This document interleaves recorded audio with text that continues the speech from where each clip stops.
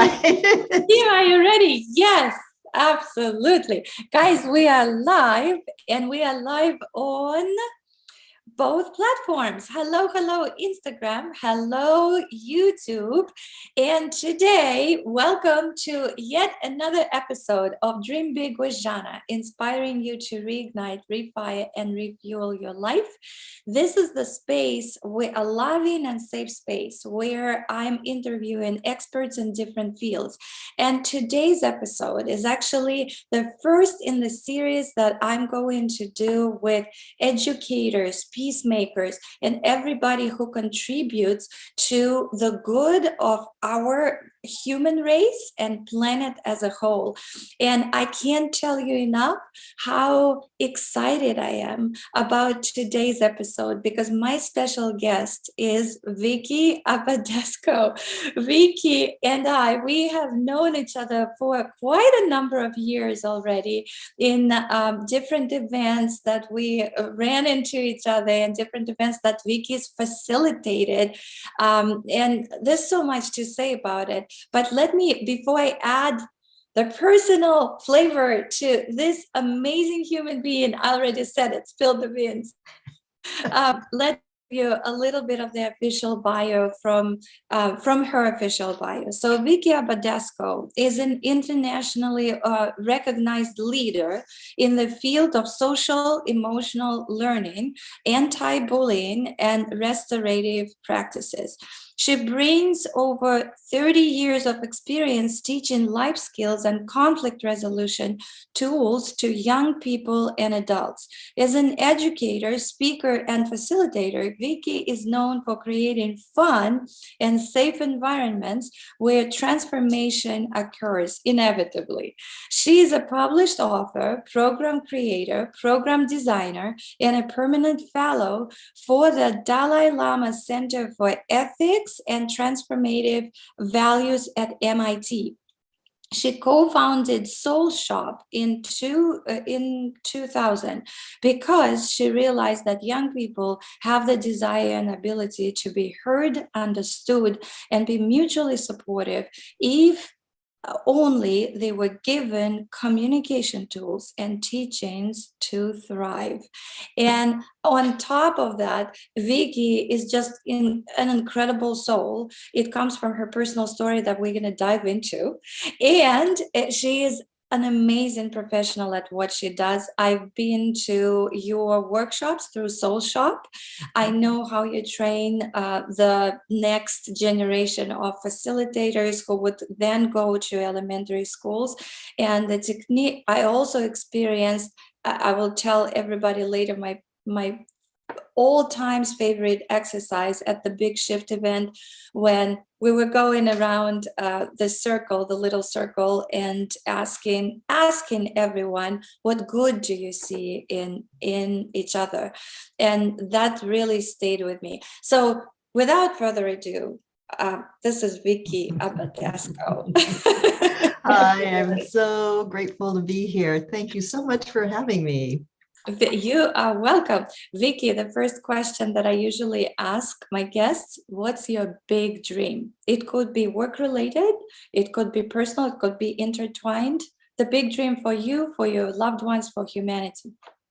Yeah, I mean, so much. I live and breathe empathy and peace on so many levels. And what I always want for us is for all of us to feel good about who we are and what we do in the world, right? Like for us to all go to bed at night and feel really proud of how we've shown up for ourselves and for each other, right? The level of care and compassion that's there, again, that gets extended to other people and ourselves included. Thank you so much. Yeah. Let me double check with Instagram. Guys, thank you so much for joining us. Could you either do thumbs up or the heart so that I can know you can hear me and Vicki, that the sound is coming through? I need to see if you guys can hear us. If you can do it, that would be awesome. Thank you so much for joining us. All right, so we are in both places, YouTube and Instagram. Yeah, live. Right. Thank you, Vicki. Now, my next question is: a Soul Shoppe is for those who do not know. It's an organization that provides or facilitates, right, the next generation of peacemakers and empathy, generation empathy, you call it, right? Yes. So, how did that idea? How was it born? Well, and why are you so passionate about the work that you do? So it's like a loaded question. You can start with Big either one. loaded question. Yeah.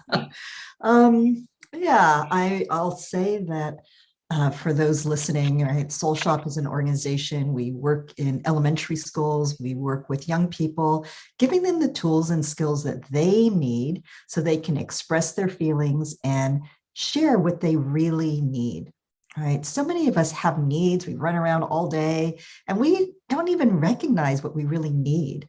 And sometimes the things that we need, we might grab that cup of coffee or that snack. And what do we really need? And maybe I might need that, beverage or something. But usually what I need is something else. I might need just to sit down with a friend. I might need a hug. I might need 5 minutes to myself where I can just feel myself stop and breathe. And so when I think about this work, right, and I think about kids on the playground, right, so they're running around out there and sometimes they push each other and sometimes they yell and they steal the ball and they ruin games or they hide under the table or they do all of these things to express something that they need. And again, us as adults, we're much more sophisticated, but we do kind of the same thing. We still also push people around, bully people, hide under the table, right? Same sort of things, but maybe in a more sophisticated manner, right? And so there's needs that we have. And so our work is about helping young people name and acknowledge and notice what they're feeling on the inside and to give them language, words, tools, so that they can actually speak what they really need. Right? And so just imagine, right, the people in your own life, if you really knew what they really needed and they could express that to you. Yeah. I love that. And I want to dig deeper with the end goal in mind. So why would you say it's so important to express your needs, have the language to express it from the very, very, very early age? Yeah. So I started my career, I was working in secondary, which was in high schools.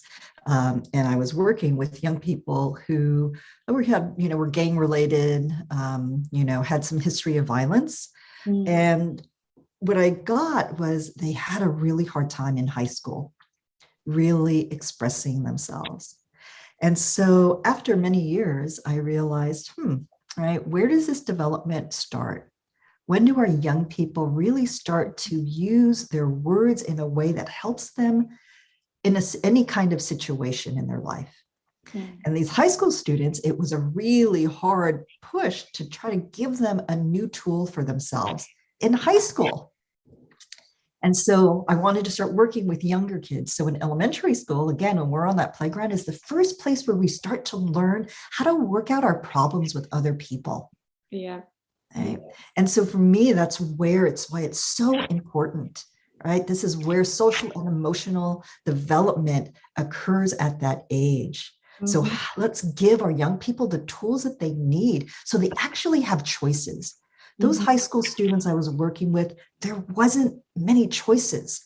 Once something happened and they were angry, the only answer was violence. The only answer was to hurt someone else or hurt themselves. And I want our young people to have other choices, more choices, so they can choose to, again, spend time with themselves, talk to a friend, work it out in a different kind of way so that they are not hurting themselves or someone else.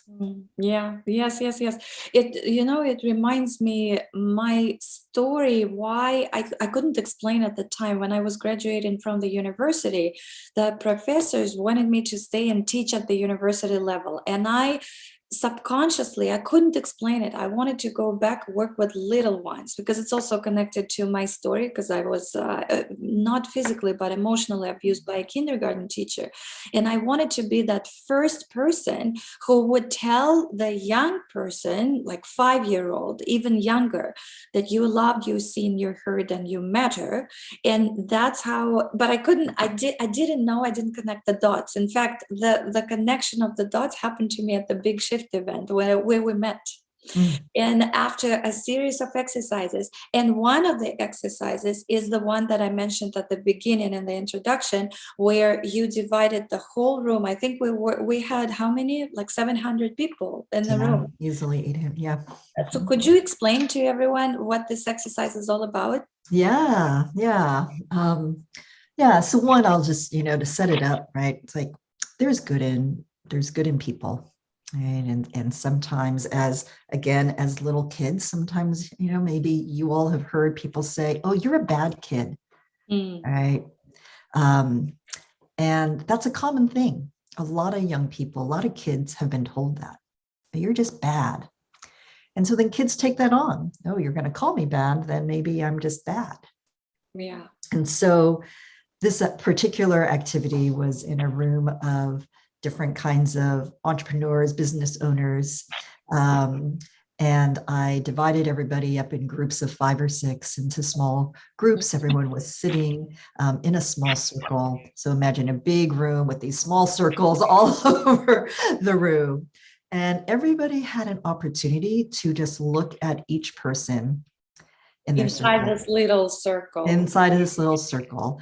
And we also put these groups in, usually with people who didn't really know each other. I think this also happened like the very first day of a 3-day workshop. Yes. So again, many people did not know. They just didn't know who they were sitting with.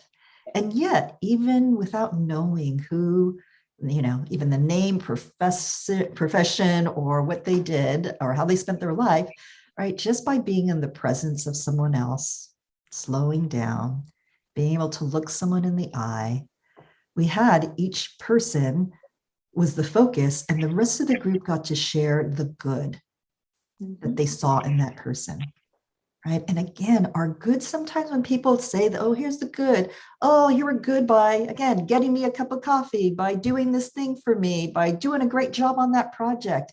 And our goodness is based on our doing, not on our being. So here was this beautiful opportunity with the small group where, again, you had no basis of what they do because they haven't done anything. Exactly. And so all you were left with was their goodness. And to let the labels and the judgments and assumptions and the stories that our brain automatically does, right? It just does that, letting all of those fall away to let the good come forward. And so it's beautiful as a facilitator, that activity to just watch the entire room soften as people get seen. Oh, as they get seen, they get heard. And they get, without even saying, like you said, it's about beingness. It's not about doing so much. It's like, in fact, we didn't know.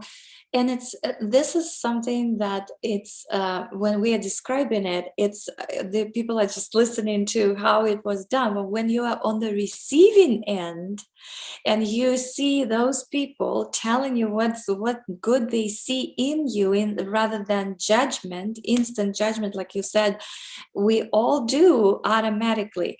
It changes something in them. It opens, it's like a portal of compassion opens up, and then all of a sudden, out of the whole room of strangers, it becomes one beautiful family. And I remember the tissue boxes going around, and because some people, that's all they need, just to know that, oh, even if it's something about the physical appearance, right? Your hair looks good, or I see the kindness in you. I can see it, right?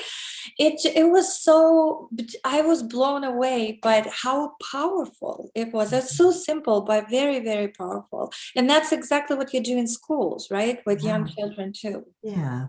And before we move there, I mean, I'm curious to hear from you. Do you remember what people said about you? Really, what I do remember is that they said, we see that we see the leader in you, we see the kindness in you, something like that, but not, I don't remember. Here is the thing, I don't remember the exact words. I remember the feeling. Yes. And the feeling stays with you. Yeah. It doesn't matter. The words in this case, they fade out, right? So it's not necessarily in the words, but the feeling, how loved you feel, you felt. But also, so I remember how it was really embarrassing. Some people, and Vicki, we know, you know that receiving is something that a lot of people in that room was the first thing that they ever experienced. Because just to be open to receive a nice word about you could be, there's so many blocks, right? Could you speak to that? Yeah, absolutely. I don't know if people can see, there's this poster behind me that says you're amazing. My hoodie says you're amazing.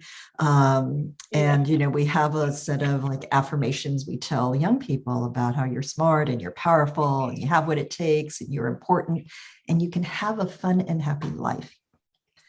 And these words that we share with young people are important because I know that, every space that we're in with young people, there are many kids who hear those things on a regular basis. They go to a home where they're told that they're amazing and they can do anything. But we also know that there are many kids who go to homes where they're not. And as I was saying earlier, we know that kids go home and they're told that they're a bad kid. They're told the opposite, right, of you're amazing. And for me, when I was growing up as a young person, I often was told that I was stupid. So stupid. You're the stupidest person I ever met. Right. And as a young kid, right, that's hard to hear, right, and painful and traumatic. And so for me, right, being able to grow up and heal and transform a lot of those old wounds and pains, right, I wanted to make sure that every time we're in a room with young people that they are told these things, because you never know which ones have never heard anything like that before. Yes. Right. And so what we're saying is like, oh, like in that room of 600, 700 adults, we know that there are many adults who didn't hear that themselves. Right. And so to be able to hear other people see goodness in them, where maybe that was the first time they were reflected back that there was goodness in them. Right. So there isn't a day that goes by that I don't want to tell somebody like, oh, you're amazing. Thanks for doing this thing, because we all could use more goodness in that way. So much more care, right? Slowing down to really see someone, like really see someone and appreciate for how they're just being. Absolutely. And for me, it's the foundation. Foundation of everything that we can, of literally anything that we can plant the seeds for in life, meaning like the seeds of love and compassion and peace and empathy and kindness and all this goodness that you're talking about. I believe that if we start with our young children, with our youth, and it's cultivated in them, and they understand, or they don't know any other option rather than go and share that kindness around them, then it will escalate into, like, you can only imagine what life is going to be and our world is going to be when everyone is willing to see the good first in another human being and then go and share, because we can't share what we don't have. If we don't have the goodness, we there's nothing to share with others, right? So I know you talk about the balloon, right? And the balloon is the container for those feelings. By the way, everybody who's listening and watching us right now, guys, Vicki, one of her TED Talks, I don't know if you did more than one, but the one that is available on YouTube that I found is where you share your work about the generation empathy, and that's Yeah. the work that you do through Soul Shoppe, and Yeah. that's who you are. And you share one of the examples with this little girl, and you talk about this balloon. Could you explain to Yeah. people? And then I would put the link. It's already there, but the link to Vicki's TED Talk is going to be underneath this video on YouTube. Yeah, so I'll share about this little one, because I think it's a common story, and it's something that, again, I think all of us have experienced in some ways ourselves. And so you can imagine we were in a big assembly of 4th and 5th grade students, so probably over 100 young people. And oftentimes, we get calls from a principal that says, can you come and help us? We have an issue with bullying. We have a bully on campus. And usually, we don't really want to know the name of the kid, because for us, it's not about the kid, right? There's something else going on. And if an adult is calling me to say that, there's a 7-year-old bully on their campus, there's bigger issues than that kid on that campus. And it's a lot of responsibility to put on a 7-year-old. So anyway, so we are in this assembly, and in the assembly, we're talking about a balloon. So all of us have an emotional balloon inside of us. And inside of this emotional balloon is where we put the feelings that we don't quite know what to do with. So a lot of times these are challenging feelings, these are difficult feelings. And so if I wake up and I'm late and I'm frustrated with myself, I might put those feelings of frustration in my balloon, right? And then if I'm throwing stuff in my backpack and I'm late and I'm running out the door and I'm trying to catch the bus, and now my wallet's flying out of my backpack and other things, my keys, I've got money flying out. Other people are laughing and watching. Now I feel embarrassed and humiliated. So then all of those things go in my balloon. And so then our day goes on, right? And maybe we're doing something, we think we're working on a project, but then we didn't hear the right instructions. So now the project's all wrong. So we're frustrated, we get mad at ourselves. All of those feelings go into our balloon. So we're explaining this inside of the assembly, and we ask if there's anybody in the audience who has something in their balloon that they want to talk about. So at this part in this assembly, a lot of the kids just stay really quiet, and we're just patient because, it's a big question. And all of a sudden we see this little hand go up in the back of the room, and all the kids turn, and we can hear them whispering. And then we know, oh, this is the bully they were talking about. So she comes up to the front of the room, and like we do with all young people, we say, hi, just, tell us what's in your balloon. And so this little girl is sitting there, and all eyes are on her. Now, if you can imagine, right, before she got in that chair, she had this label of bully. So now she's in this chair, and these little tears are running down her face. And we ask what's in her emotional balloon. And with tears in her eyes, she says that she has lost her best friend. Now, all the kids start just like talking, because they're trying to figure out, she's so mean. She doesn't have any friends. So they don't know what she's talking about. And so they quiet down, and we say, well, tell us. She's like, I lost my best friend. I lost my best friend. And she's crying. And we're like, tell us about your best friend. She's like, my grandmother died. And so, again, in this room of 100 kids, in that moment, something changed. So just a few seconds ago, they were like curious, who's her best friend? What's going on? She has no friends. Right? Following this story in their mind about her as a bully. But now something else starts to happen in the room. Now there's listening in a way that wasn't there before. Then we ask her, tell us about your grandmother. What was your favorite thing? Your favorite thing? So she told us about how her grandmother would pick her up from school, bake cookies with her, and how there really isn't anyone there now because her mom works 2 jobs. So we asked if everybody could understand what she was going through, or they could respect the courage that she had for sharing, if they could see how brave she was, and every little hand went up. Right. So again, one moment she was a bully and mean and terrorizing the playground, as the principal described her. Right. And now she's a little girl with this broken heart. And then we asked if there would be anybody who'd be willing to help her when next time they noticed something wasn't right on the playground. Would they maybe stop and ask her how she's feeling about her grandmother? Maybe they could ask her how she was feeling, what was in her balloon that day. And again, every single hand went up.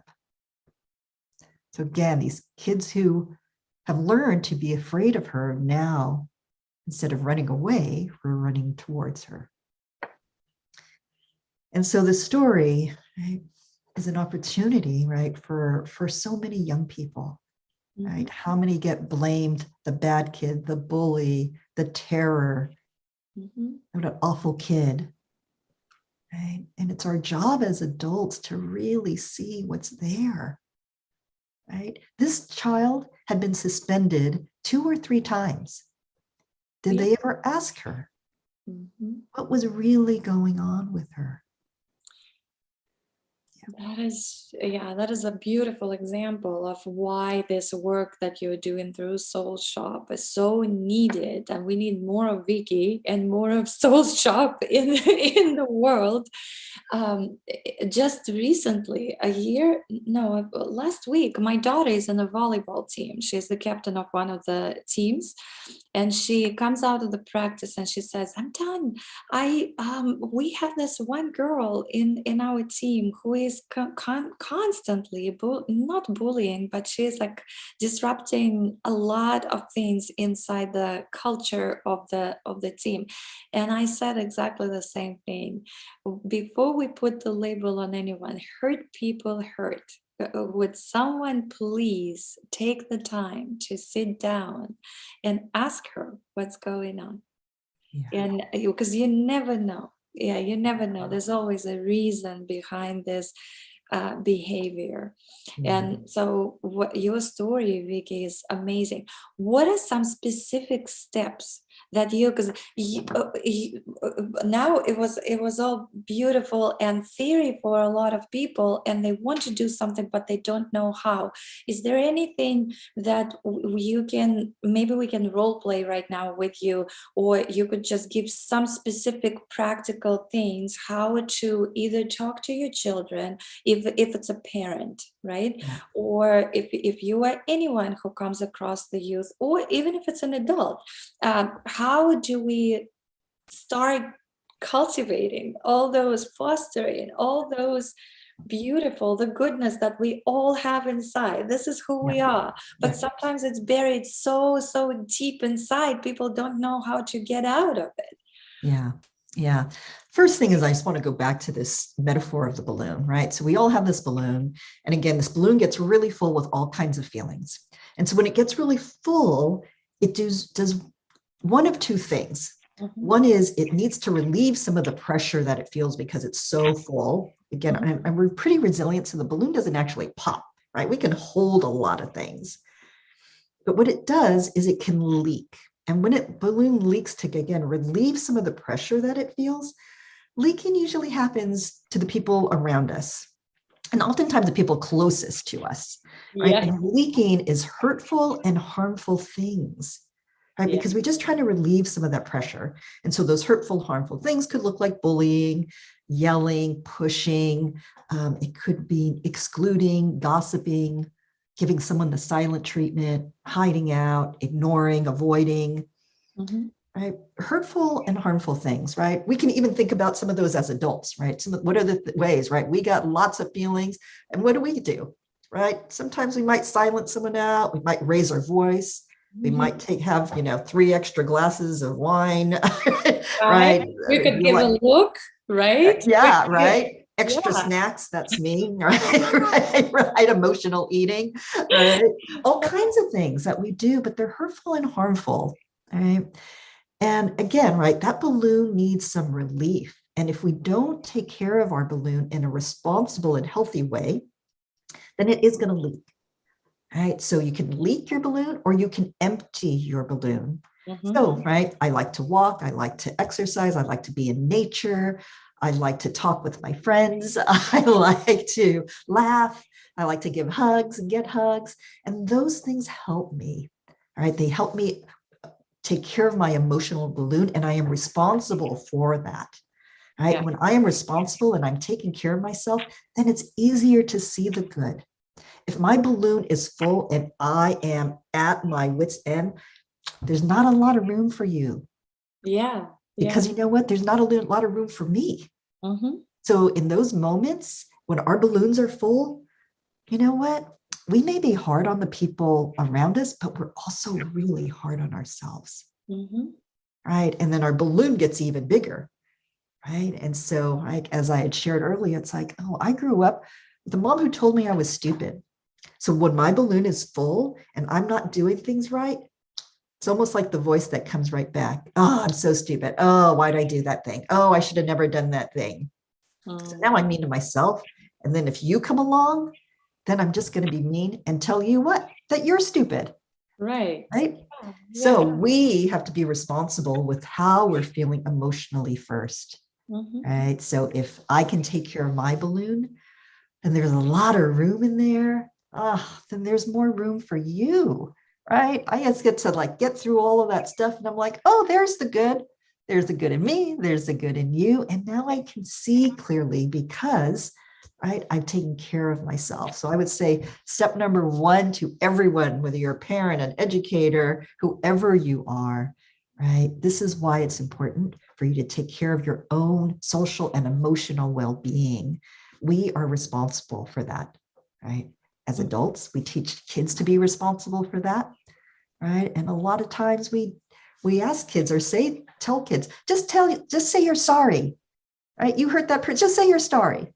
And these sorries they don't mean anything. No. They don't mean anything the person who's saying, doesn't mean anything the person receiving, right? And we want to teach kids, oh, how do you give a sincere apology? How do you really acknowledge that you did some hurt or some harm? And also know that forgiveness is there, right? So I think one way, just take care of your own emotional balloon. Is there, could you share one of the techniques how a child can actually give a sincere apology rather than saying, oh, say sorry? Because you hear it left and right, right? Yeah. So Yeah. anything specific that you could advise? Yeah. Thanks for sharing our website, because one of the things that we have are what we call tool cards and these tool posters, and the iMessage and the cleanup are the two tools we use at Soul Shoppe. And the cleanup is our tool for apology, because you know what? We all make mistakes, right? And we all make mistakes. No one's perfect. And right. And I think our kids have learned that it's almost not okay to make mistakes. Right? Oh, And yeah. Yeah, and it's emphasized in school. They are afraid of it. Most of it, it's the fear of making mistakes. Like mistakes is something that is bad to make, although it's a part of life. The more mistakes we make, the easier we understand what works, what doesn't, right? And you just move on, course correct yourself. But we're not trained that way. So what do you think is the solution to that? yeah. Yeah, I mean, I think this is where, a lot of schools are talking more about growth mindset and grit. And, and part of that is failure, right? It's like, how many mistakes can we make in a day? Right. And I think, again, for so many of us as adults, again, we're so hard on ourselves. So what do our kids see? So if we're hard on ourselves, then they learn to be hard on themselves, even though we may not be. But because we're hard on ourselves, they learn from us. Yes. And so again, how do we check ourselves as adults to really role model all of our mistakes? What if you told your children or your students all the mistakes that you made in a day? What if they learned from you that, oh, if I ever do that again, I do it this way, versus, I'm so stupid. Why did I do that thing? I wish I would have never done that thing. I'm so mad. They're going to think I'm this or that. They're going to, right? So you feel how much there's so much stress in all of it, right? What I think about myself. Now I'm worried about what other people are going to think. And this is where our kids pick it up from. Right? This is where they learn how to stress out. Absolutely. Right. Absolutely. You mentioned your website in the tools that you named, that the two iMessage and the cleanup. They are in on Soul Shoppe, soulshoppe.org. It's SOLSHOPPE.org. It's going to be in the description of the video on YouTube also, not only on Facebook, and I'll put it on Instagram too, guys. And thank you for joining one more time. So these tools are available through the Soul Shoppe. Also, Vicki, could you speak to someone who, are you expanding your staff for like the team at Soul Shoppe? Are you looking for new facilitators, new schools at the moment? Yeah, we're always looking for new schools, and across the country. We do a lot of digital and virtual work. So the good news about that is we can go anywhere and everywhere, and we are. And so we would love to be able to pop into your classrooms virtually and have these conversations with your students and have them understand the balloon and how they can empty their balloons in good ways. And it's such a great and beautiful teaching tools for, again, classrooms and for homes. So we're always looking for schools to partner with. Yes, absolutely. And for schools, are you looking for the people who would like to teach what you are offering? Because you used to offer those workshops for facilitators, the future facilitators. Are you interested? Yeah, we are, again, because we are expanding across the country. If you are interested in teaching these tools to young people, please reach out to me, because we are looking at how to expand our work across the country. This is beautiful, and the way you're teaching, well, when we are explaining it, it all sounds more like theory, but in actual classroom and actual room, it's so much fun. There's a lot of movement, there's a lot of touching, so tactile methods, right? Lots of it. Could you speak to that, like to the fun part of it, and what techniques have you been using?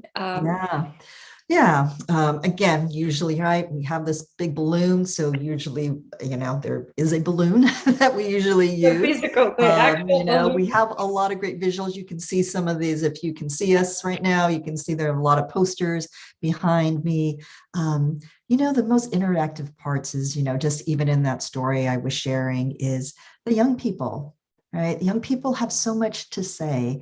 And we are facilitators of a conversation. We're just bringing something forward that's already there. We believe in the wisdom and leadership of our young people. And we just want to give them that little boost and little support and lift to give them a platform to share. And I was just going to say that is all part of the fun. Right? It's all part of the fun. Yes, for me, even as an adult, it was so much fun to be a part of the training through Soul Shoppe. Lots of all these different exercises. In fact, Vicki, I had the impression that I was in an improv class, because I've been taking improv for more than 3 years, and I love that the approach. When everybody is included and no one is excluded. I love that. Even before we went live today, right, Vicki? Are you ready? We go yes, ready. Whether we are ready or not, it's always ready. Vicki, do you mind if I if I start the sentence and you finish them without overthinking? And it's going to be five of them. It's very easy. Love is just joy.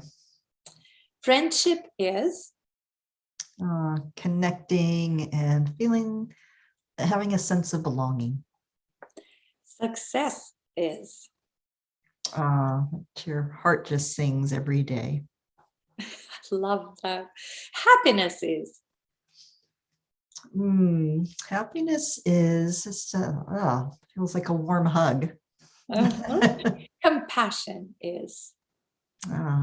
Having the courage to feel and to step into someone else's shoes. Now, that's more empathy to me than compassion, but we won't get into that. But that's really feeling the heart of someone else. Thank you so much. One more question that I have. We are getting closer to the end. I hope there's going to be round 2. I know how busy you are, but hope is the last thing I'm going to let go of. In fact, I'm not letting go of that. I want to ask you about your connection with Dalai Lama Center for Ethics and Transformative Values at MIT. How could you tell us more about it, and what's involved, and how did you get involved in that? Yeah, years ago, somebody shared our work with the folks at MIT, and they really loved what we were doing and how we were impacting communities. And it's an honor to be a fellow for any one of the Dalai Lama centers. And so that opportunity came forward, and again, they took a good look at our work and what we've been creating at Soul Shoppe. And so that has been an honor. We also had, one of our main tools is the Peace Path, right? Where the young people get to take a step towards peace while they're working out a problem. And, one of our most favorite pictures of all time is the actual Dalai Lama holding a picture of the Peace Path and giving his recommendation and to this particular tool that we use on playgrounds. So it's definitely an honor to be recognized by the Dalai Lama and the MIT Center. This is amazing and incredible. Thank you so much. Well, any last words of wisdom? If you were, let's say, if you and I were sitting on the moon or any other planet in the galaxy, looking down at the planet Earth, this little blue ball, what would be the message from Vicki Abadesco that could fit on one big balloon? And it could be one sentence, one phrase, or one word. Yeah, I would probably say love first. Oh, I love it. Love first. Oh my gosh, I have chills in my body. Guys, you've been watching and listening to Dream Big with Zhanna, inspiring you to reignite, refire, and refuel your life. And today with us was the incredible soul, amazing entrepreneur, and a beautiful co-founder of Soul Shoppe, Vicki Abadesco. Vicki, so much. Thank you so much for being You're with welcome. us. So great to be here. Thanks, everyone. Stay well, stay inspired, and let's pray, meditate, and do all the necessary steps for world peace.